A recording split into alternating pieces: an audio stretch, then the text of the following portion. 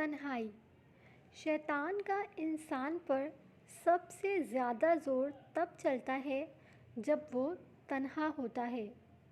بدگمانی، برے خیالات، خلوت اکثر تنہائی میں ہی ہوتے ہیں۔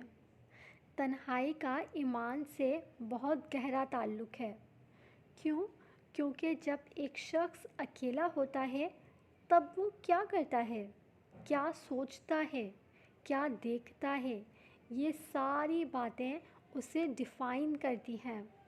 اللہ کے نبی نے اپنے صحابہ سے فرمایا کہ میں ایسے لوگوں کو جانتا ہوں جو میری امت میں سے ہوں گے، وہ بروز قیامت بڑے بڑے پہاڑ جتنے اعمال لے کر آئیں گے، مگر ان کے تمام اعمالوں کو ریزہ ریزہ کر دیا جائے گا۔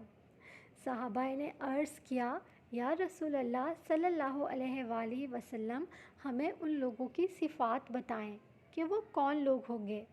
اللہ کے نبی صلی اللہ علیہ وآلہ وسلم نے ارشاد فرمایا، وہ تمہاری جلد کے ہوں گے، جیسے تم رات کو عبادات کرتے ہو ایسے ہی وہ بھی عبادت کرتے ہوں گے۔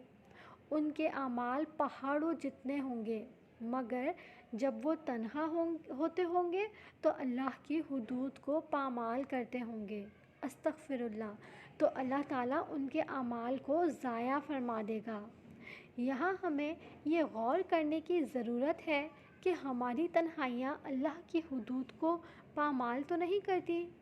اپنی تنہائیوں کو پاک رکھیے، پاکیزہ رکھیے، اور کوشش کیجیے کہ اللہ کے بتائے ہوئے راستوں کو اپنے لیے سب سے زیادہ اولین ترجیح دیں۔ جو اللہ نے حکم دیا ہے اس پر عمل کریں، اور جن پر اللہ نے عمل کرنے سے روکا ہے ان سے دور رہیں۔ دعاؤں میں یاد رکھیے گا۔